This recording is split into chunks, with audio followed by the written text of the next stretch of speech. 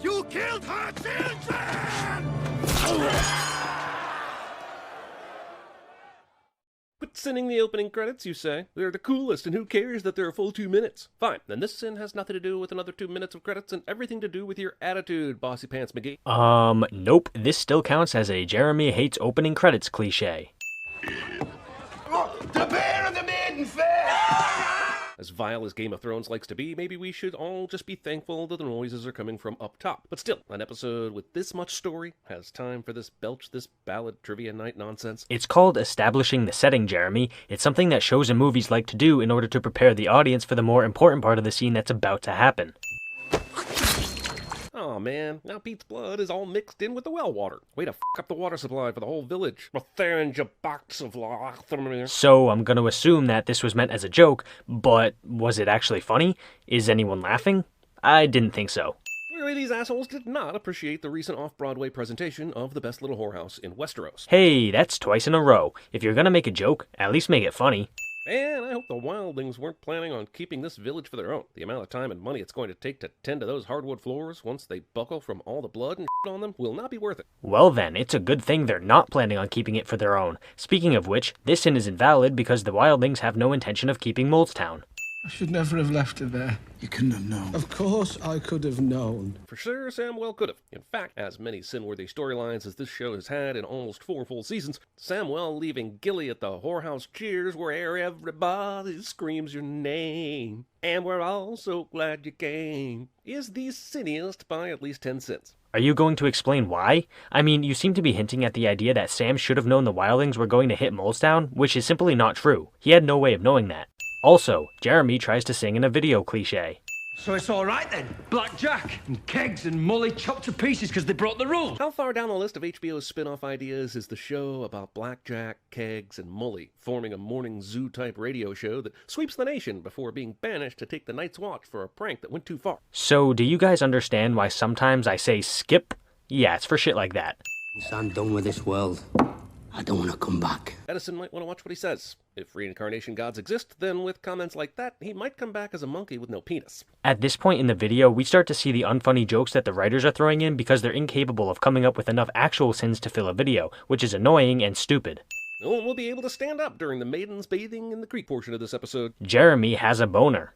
When the slavers castrate the boys, did they take all of it? Okay, so this show is so goddamn obsessed with male genitalia that I'm ordering it to receive intense Freudian psychoanalysis immediately. I'm just going to point out the fact that this society is a medieval patriarchy and therefore has good reason to be obsessed with male genitalia. Also, who are you to criticize something for talking about male genitalia? Didn't you just make a monkey penis joke a couple seconds ago? The pillar and the stones. Why is Daenerys beating around the literal bush here, when just a few seconds ago she was saying the Dothraki are not embarrassed by the human body? Oh, good. You pulled one of your classic tricks by cutting out important context to force a sin. The scene mentioned how the Dothraki are not embarrassed by the body, but it also made it clear that Missandei is embarrassed, so Daenerys was avoiding the actual terms for her sake. You'd think two people who are glad to have shared a nudity moment together wouldn't look like they've just discovered their cat got run over by a runaway cart. I'm pretty sure I explained this in my first video on this episode, but they're both super emotional because of the confusion they're experiencing. Grey Worm isn't unsullied, so feeling attraction is strange for these two. Traditions are important. Discount Mark Price makes a good point. I have a tradition of tuning out the show every time it involves Ramsay and the Reek shenanigans. Of course, you totally skipped over the entire scene where Theon gained Moat Cailin for House Bolton, which was an extremely important plot point. By skipping over that, you're making it seem as if the Ramsay and Reek scene here is gratuitous and didn't really have a point. He was an odd fish, everyone knew that. But suicide... And now we're on to litigating Larry Aaron's death. I swear if something exciting doesn't happen soon in this episode, my head is going to explode. Did he just say Larry Aaron's death? Was Lysa secretly named Larry? Has Joe Gatto been looking for her this whole time? Also, haha, funny head explosion joke, but this plotline is by no means boring, so I don't know what you're smoking, but the trip ain't a good one. You could see it in the way she raised that boy, feeding him from her own teats when he was 10 years old. After 37 episodes, it feels like a sin that 10-year-old breastfeeding doesn't even crack the top 25 of ickiness this show has had to offer. In fact, it almost comes off as somewhat endearing in comparison to everything else. So you're giving a sin for an intense show having intense content? That's stupid. Sickly little boys sometimes become powerful men. Damn it, is this episode secretly part of M. Night's f***ing Unbreakable universe? Jeremy makes a pop culture reference that isn't a sin of the episode cliche. Time for Robin to leave the nest No, there is no place for Baelish dad jokes on Game of Thrones. No. Says the same guy who talks about monkey penises in Westerosi talk shows, you filthy hypocrite. Also, not knowing what Littlefinger's plan is here, I still can't believe for 2 seconds that this council would let Robin start ruling a goddamn thing. He makes Joffrey look like the Abraham Lincoln of kings. Not only is that not true, but Robin is literally the rightful Lord of the Vale. If they were to deny him his rule, that would be a pretty serious crime. Man, I already sat through 12 minutes of opening credits with all the locations, but we're somehow cramming more of that in here? Jeremy has the attention span of a toddler with ADHD cliché. Have you told her? I wanted to tell you first. Man to man. There's so much gravely voiced antagonism in this scene that I briefly thought I was watching Bradley Cooper and Sam Elliott square off in A Star is Born. Jeremy makes a pop culture reference that isn't a sin of the episode cliché. That wine merchant tried to poison me because of your information. I stopped you from drinking his wine. Because you knew it was poisoned. Game of Thrones episode somehow devolves into the plot of a romantic comedy, where some previously undisclosed misunderstanding exposes the male protagonist, even though he's grown to love the female protagonist. Okay, but in this instance, it actually makes sense, and it is a good plot point. I mean, look, I get that he's going for a comedic sin here, but it's just not working. You have until dusk to collect your things and leave this city. You have till blah blah blah to get out of my town cliché. That's not a cliché, my man. If you're found in Marine past break of day, I'll have your head thrown into Slaver's Bay. And I don't care what you say, there's no amount that you could pay. Skip. Has there been any word from Locke? Well, he got in a plane crash and could suddenly walk again, and then he died and maybe got possessed by a smoke monster. Jeremy makes a Lost reference that isn't a sin of the episode cliché. First time I saw you, you were just a child. She really still is, but go right ahead and be creepy because Game of Thrones.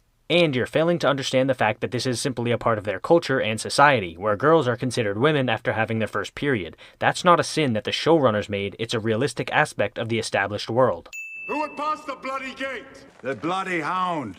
And his traveling companion, Arya Stark. There is no greater example of this show trying to stretch out these stories than Arya and the Hound staying together for this entire season. Okay, sinning the Arya and Sandor plotline is dumb in the first place because it was super entertaining, but you also missed the real sin here, which is that the Knights of the Vale just let them go after hearing that Arya and the Hound showed up on their doorstep. They should have taken them into their custody, or at least informed Littlefinger. People die at their dinner tables, they die in their beds, they die squatting over their chamber pots. So that would be Joffrey, Shae, and Tywin then? Jeremy hates foreshadowing. She rises from the ashes of life's previous horrors and becomes Dark Sansa, now with lens flare. Has anyone ever told you to stop, or have you been surrounded by yes-men your entire life? How much longer? Well, we've had to wait 2 episodes since the trial by combat was announced, and it's a show based on George R.R. Martin's writing, so I'm thinking we'll see the fight somewhere around season 6 if we're lucky. A whole bunch of bullshit. You're right. There is no word for cousin killing. Well, parricide could work. I mean, it's not perfect, but if we're just going to be naming types of killing for a few minutes, we might as well throw it into the discussion. True, parricide is the killing of a close relative, but the show is simply saying that these characters don't know that, not that it doesn't exist. Turns out, far too much has been written about great men, and not nearly enough about morons. Years later, the Farrelly brothers would team up with Jim Carrey and Jeff Daniels to right this egregious wrong. Yet another pop culture reference.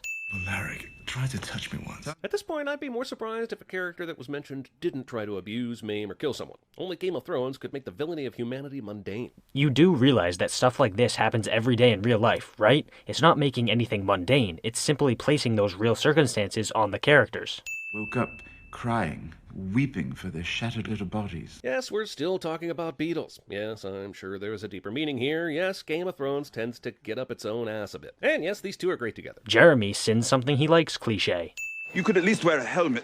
If Oberyn had worn a helmet, would that have really done anything? I guess it depends on the material, but that's a very simple addition that wouldn't impede his movement and would have saved us a lot of fake gore at the end of this episode. Dude, the episode explains why he doesn't wear a helmet. It's because it impedes your vision. Pay attention. Also, you could at least wear a helmet were the words I probably heard the most from my college girlfriend. Jeremy makes a cringy college ex-girlfriend joke that isn't funny cliché. Size does not matter when you are flat on your back. And those are the words she probably heard the most from me. Hey, that's twice in a row. You raped my sister. You murdered her. You killed her children. My name is Oberyn Montoya. You killed my sister. Prepare to die. I swear, if that's not the last pop culture reference in this video, I'm gonna lose it. You killed her children! Yes! Finally the tide is turning. The good guys are going to win for once.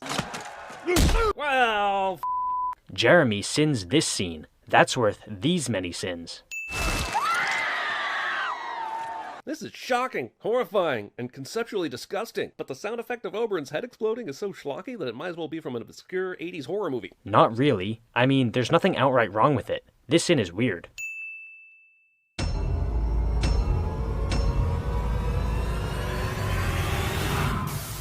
Who gave you the order? Who gave you the order? Let's get one thing straight. I take orders from just one person, me.